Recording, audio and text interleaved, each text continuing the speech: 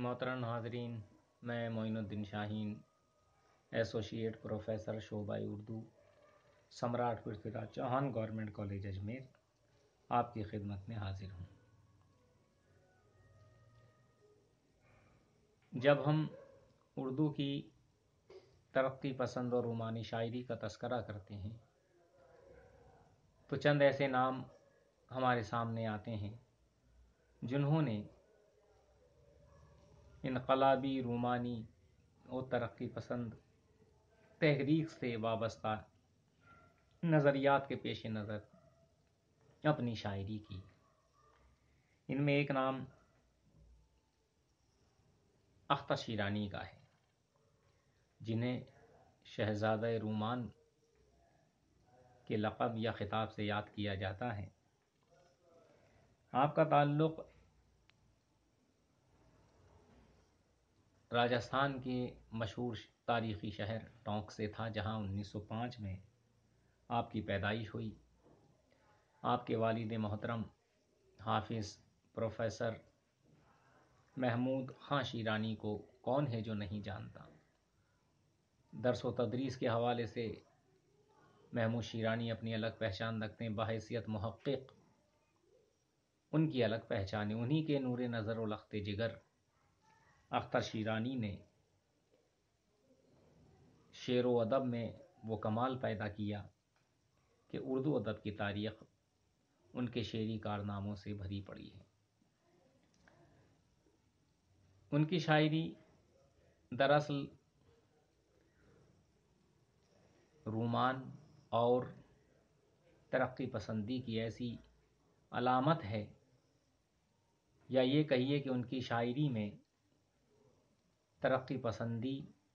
اور رومانیت شیر و شکر کی طرح گھل مل گئے ہیں، جس کا اندازہ ان کی منظومات، ان کی غزلیات، ان کے گیت، ان کے ماہیوں اور بعض دیگر اصناف پر مشتمل شعری تخلیقات کے حوالے سے ہوتا ہے۔ اختر شیرانی کی غزلیں سوز و گداز اور پرکیف انداز بیان کے سبب اپنی مثال آپ ہیں۔ مثال کے طور پہ ان کی ایک غزل کے چند اشعار آپ کے سامنے پیش کر رہا ہوں، جس سے آپ کو اندازہ ہو جائے گا کہ اختر شیرانی کس قدر بہترین انداز میں شعر گوئی کا فریضہ انجام دے رہے تھے۔ کچھ تو تنہائی کی راتوں میں سہارا ہوتا، تم نہ ہوتے نہ سہی ذکر تمہارا ہوتا، تم نہ ہوتے نہ سہی ذکر تمہارا ہوتا، زندگی کتنی مسرت سے گزرتی یا رب، عیش کی طرح اگر غم بھی گوارا ہوتا، عیش کی طرح اگر غم بھی گوارا ہوتا، میری تنہائی کی توہین نہ ہوتی یا رب، میری تنہائی کی توہین نہ ہوتی یا رب، کوئی آنسو میری پلکوں کا ستارہ ہوتا، کوئی آنسو میری پلکوں کا ستارہ ہوتا، کوئی ہمدرد زمانے میں نہ پایا اختر، دل کو حسرت ہی رہی کوئی ہمارا ہوتا۔ یہ اشعار اختر شیرانی کی شاعری کے اس رچاؤ بساؤ کو ظاہر کرتے ہیں، یا اس لذتیت کو پیش کرتے ہیں جہاں حسن پرستی ہی نہیں، حسن کاری اور حسن آفرینی موجود ہے۔ حسن سے قربت کا احساس اور سرمستی اور رنگینی، یہ ایسے موضوعات ہیں جو اختر شیرانی کی شاعری میں ہمیں جگہ جگہ ملتے ہیں۔ اختر شیرانی کہ یہاں جو سرمستی اور حسن پرستی کی کیفیات دیکھنے کو ملتی ہیں، وہ انہیں اپنے عہد کے شعراء کرام سے ممتاز کرتی ہیں۔ اختر شیرانی کے کلام کے کئی مجموعے